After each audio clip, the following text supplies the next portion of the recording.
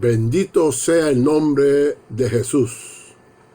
Soy Jesús Géliga Torres, instructor de Escuela Bíblica de la Iglesia Presbiteriana del barrio Higüey en Aguadilla, Puerto Rico.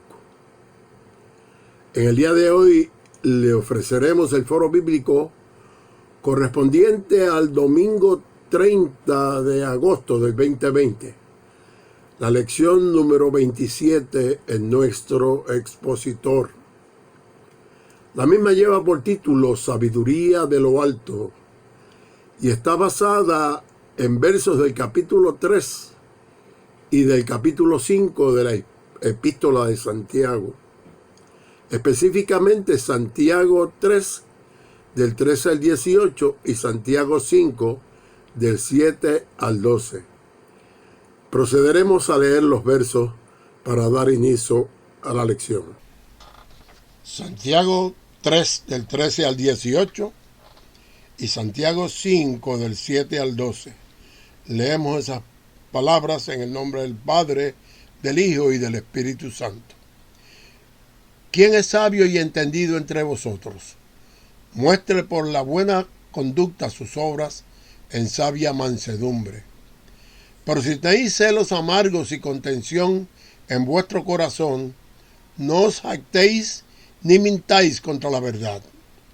Porque esta sabiduría no es la que desciende de lo alto, sino terrenal, animal, diabólica. Porque donde hay celos y contención, allí hay perturbación y toda obra perversa. Pero la sabiduría que es de lo alto es primeramente pura, después pacífica, amable, benigna, llena de misericordia y de buenos frutos, sin incertidumbre ni hipocresía. Y el fruto de justicia se siembra en paz para aquellos que hacen la paz. Pasamos a Santiago 5, del 7 al 12, y dice: Por tanto, hermanos, tened paciencia hasta la venida del Señor. Mirad cómo el labrador espera el precioso fruto de la tierra, aguardando con paciencia hasta que reciba la lluvia temprana y la tardía. Tened también vosotros paciencia y afirmad vuestros corazones, porque la venida del Señor se acerca. Hermanos, no os quejéis unos contra otros, para que no seáis condenados. He aquí el juez está delante de la puerta. Hermanos míos, tomad como ejemplo de aflicción y de paciencia a los profetas que hablaron en nombre del Señor. Y aquí tenemos por bienaventurados a los que sufren.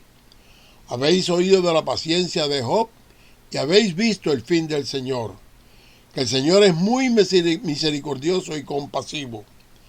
Pero sobre todo, hermanos míos, no juréis ni por el cielo, ni por la tierra, ni por ningún otro juramento, sino que vuestro sí sea sí y vuestro no sea no, para que no caigáis en condenación.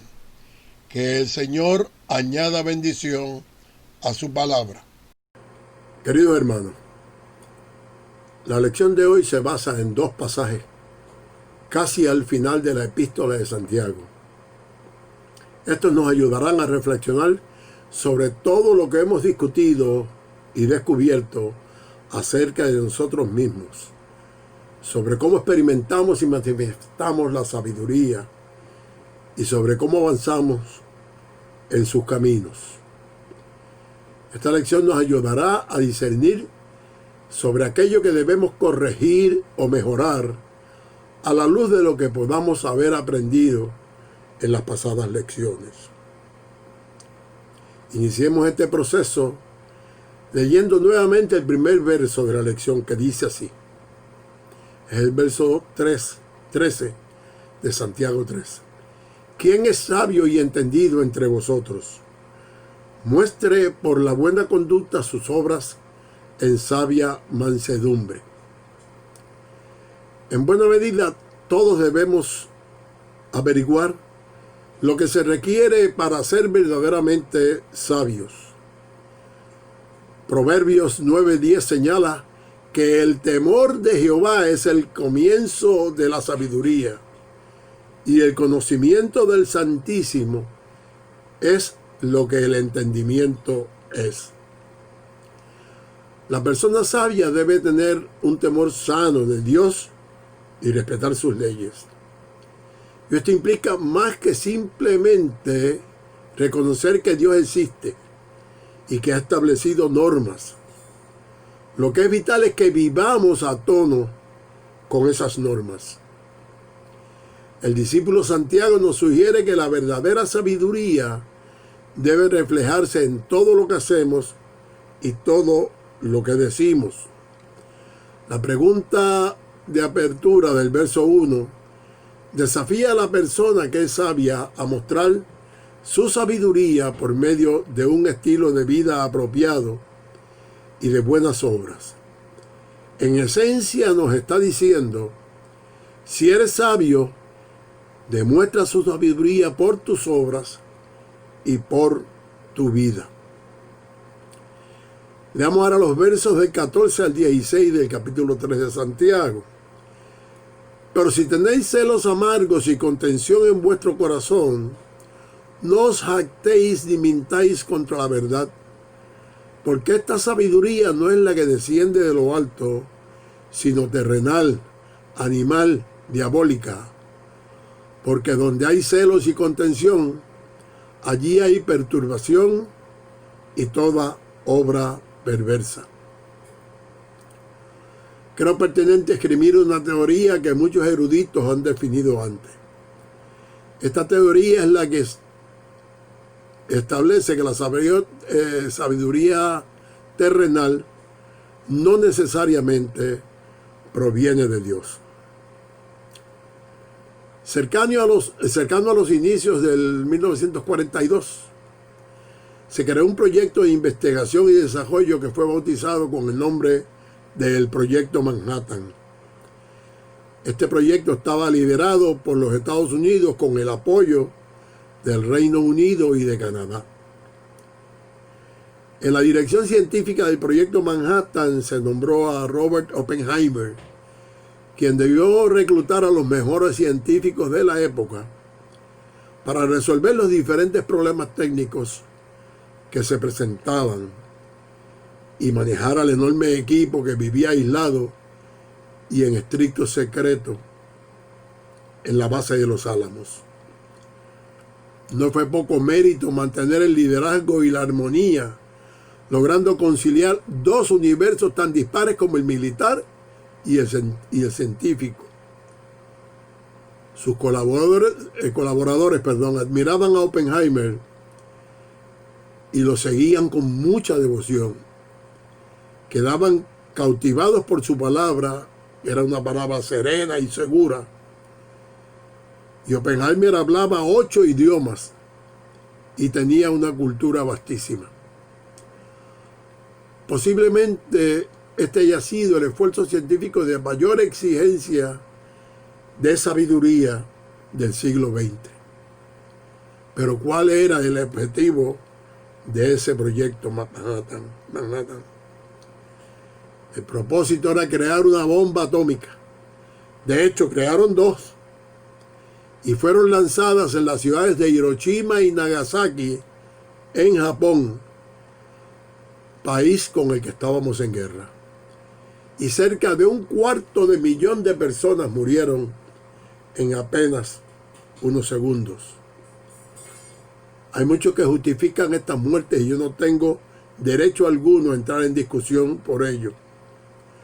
Lo que a mí sí me parece es que la sabiduría que ayudó a crear estos instrumentos de muerte no venía de parte de Dios. Me parece más correcto lo que afirma Santiago.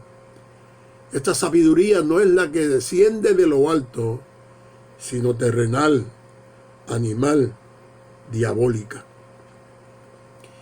Quizás haya que recordar las palabras del capitán Robert Lewis, que era copiloto del avión bombardero Enola Gay, que fue el avión que arrojó la bomba sobre Hiroshima.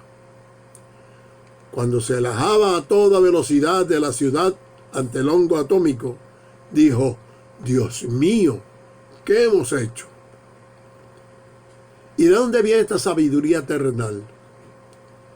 De la amargura, de las envidias, de las rivalidades, inclusive de la jactancia, del engaño. Mientras tanto, la sabiduría celestial, la sabiduría de Dios, viene de otro lugar y obra de diferente manera. Leamos los versos 17 y 18. Pero tu sabiduría, que es de lo alto, es primeramente pura, después pacífica, benigna, llena de misericordia y de buenos frutos, sin incertidumbre ni hipocresía.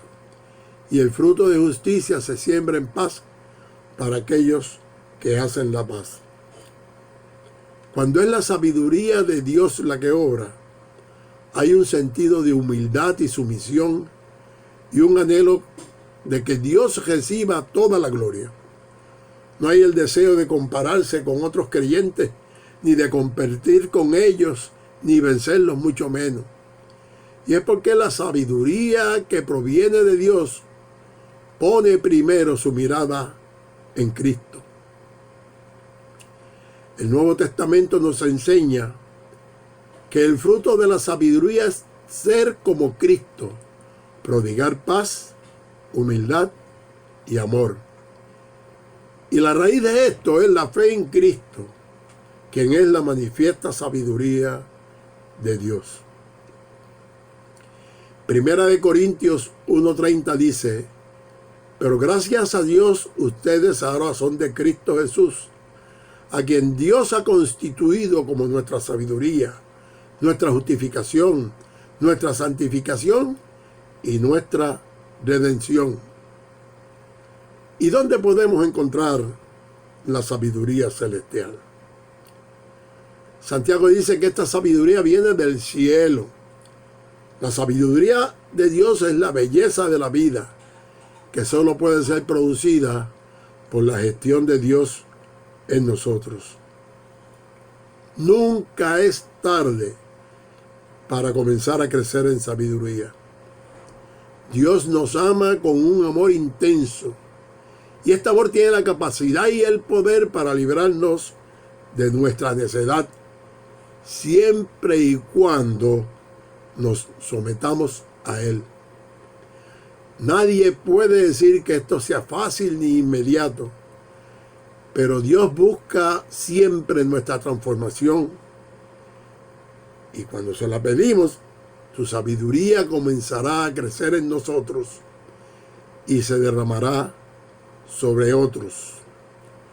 Santiago 1:5 nos dijo: si alguno de ustedes requiere sabiduría, pídasela a Dios, y Él se la da a todos en abundancia y sin hacer ningún reproche. La verdadera sabiduría comienza y termina en Dios. Vayamos ahora al capítulo 5 de Santiago y leamos los versos 7 y 8. Y dicen: por tanto, hermanos, tened paciencia la venida del Señor, hasta la venida del Señor. Mirad cómo el labrador espera el precioso fruto de la tierra, aguardando con paciencia hasta que reciba la lluvia temprana y la tardía. Tened también vosotros paciencia y afirmad vuestros corazones, porque la venida del Señor se acerca. Los que esperamos y anhelamos la venida del Señor, tenemos que ser como el agricultor, que debe esperar con paciencia a que crezca lo que sembró. Y ese proceso no se puede apresurar. Pese a la espera del proceso, tenemos que ser diligentes. Hay mucho que hacer para asegurar una buena cosecha. De igual manera, debemos esperar con paciencia el regreso de Cristo. No podemos apresurarlo, pero mientras esperamos hay mucho que hacer. Tanto el agricultor como el cristiano deben vivir por fe, con la mirada puesta en el futuro, un futuro que será portador de recompensas por su trabajo. No se puede vivir como si Cristo jamás volverá. Hay que trabajar con fidelidad en el proceso de edificación de su reino, porque el rey vendrá cuando el tiempo de la cosecha haya llegado.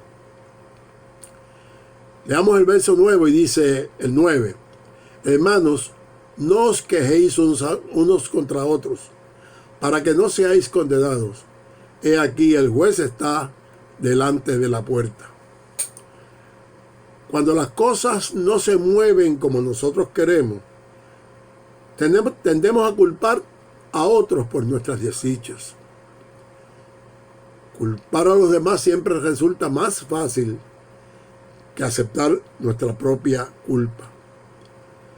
Pero antes de juzgar a otros por nuestras faltas, debemos recordar que Cristo vendrá a evaluarnos a cada uno en total justicia.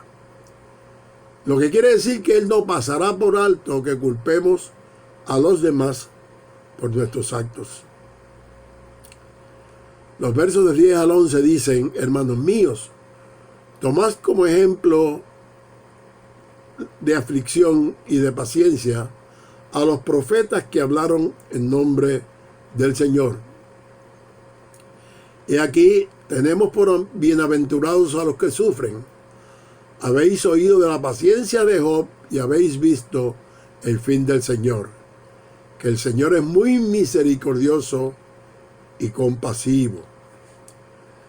La mayoría de los profetas sufrieron persecuciones, agresiones y muerte.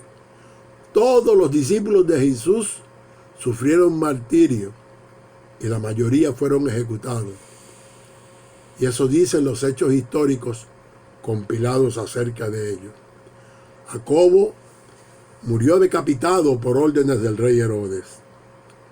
Pedro sufrió martirio en Roma durante el reinado de Nerón, y por petición del mismo, Pedro fue crucificado con la cabeza hacia abajo. Andrés, al llegar a Edesa, Mesopotamia, en un viaje misionero, fue crucificado en la cruz, cuyos dos extremos estaban transversalmente elevados de tierra. De ahí el origen de la expresión de la cruz de Andrés. Marcos murió arrastrado por el pueblo de Alejandría en la fiesta dedicada al ídolo Máximo. Santiago, el hijo de Zebedeo, fue decapitado a espada en Jerusalén por orden del rey Agripa en el año 44 de la era cristiana. Juan, el discípulo amado de Jesús, enfrentó el martirio cuando fue hervido en un enorme caldero de aceite durante una ola de persecución en Roma. Sin embargo, fue librado milagrosamente de la muerte. Fue sentenciado a las minas de la prisión de la isla de Patmos y fue ahí donde escribió el libro profético Apocalipsis. Después fue liberado y regresó a lo que hoy conocemos como Turquía. Juan murió de viejo y fue el único de los apóstoles que falleció de muerte natural. Felipe fue azotado, puesto en prisión y después crucificado en Asia Menor en el año 54. Bartolomé fue el primer ministro en la India. Tradujo el evangelio al hindú propagándolo por aquel país y murió crucificado por un grupo de fanáticos idólatras. Tomás, llamado también Dídimo, predicó el evangelio en Partia y también en la India, donde debido al enojo de los sacerdotes paganos fue atravesado con una lanza. El médico de Macedonia, Lucas, fue colgado de un olivo por los sacerdotes idólatras de Grecia. Mateo fue atravesado con una lanza en Nadabao, Etiopía, en el año 60 después de Cristo. Santiago, el hijo de Alfeo, fue crucificado en Egipto.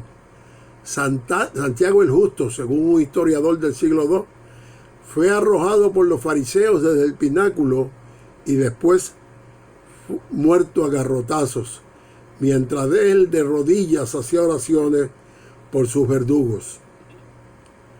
Judas, llamado también Judas Tadeo, fue crucificado en Edesa, en Mesopotamia, en el año 72 después de Cristo. Simón, aunque no se registra su fallecimiento, se dice que fue líder del grupo insurreccional conocido como los Zelotes.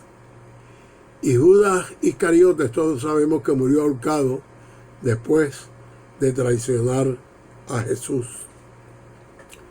Matías, el escogido para tomar el lugar de Judas, fue apedreado en Jerusalén y después decapitado. Pablo, al llegar a Roma en un viaje misionero, fue capturado por orden de Nerón y después decapitado.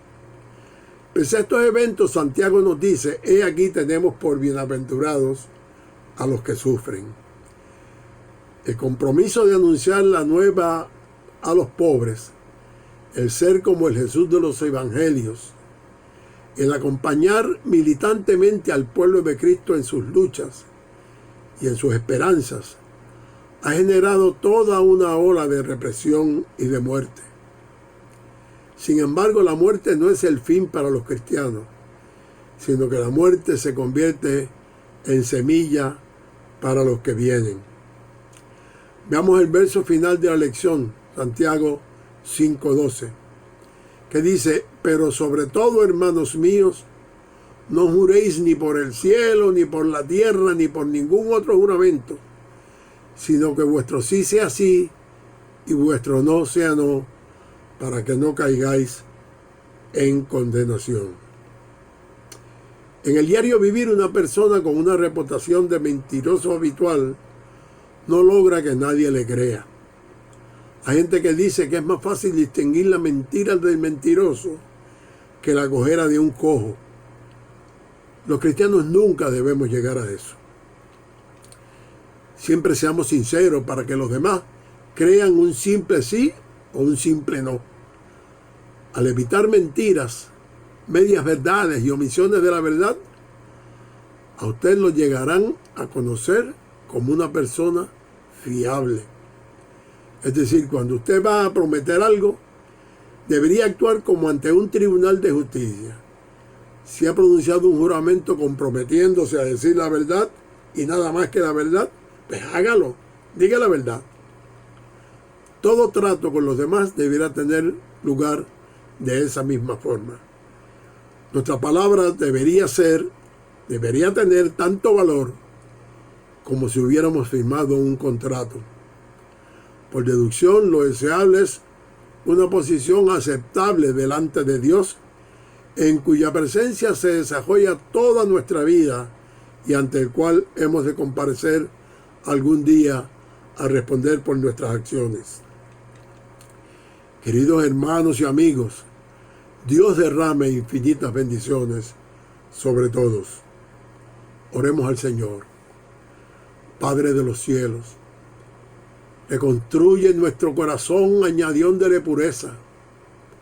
Muestra a nuestro espíritu la diferencia entre la sabiduría terrenal y la sabiduría celestial.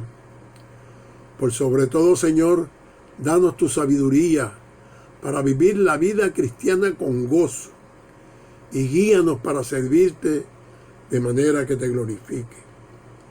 Bendito Dios, queremos servirte con pasión y humildad. Queremos testimoniar al mundo el amor que te profesamos y en el proceso que seamos luz ante la oscuridad terrenal que agobia a todos. En la dignidad de tu gloria te damos gracias. En Cristo Jesús. Amén.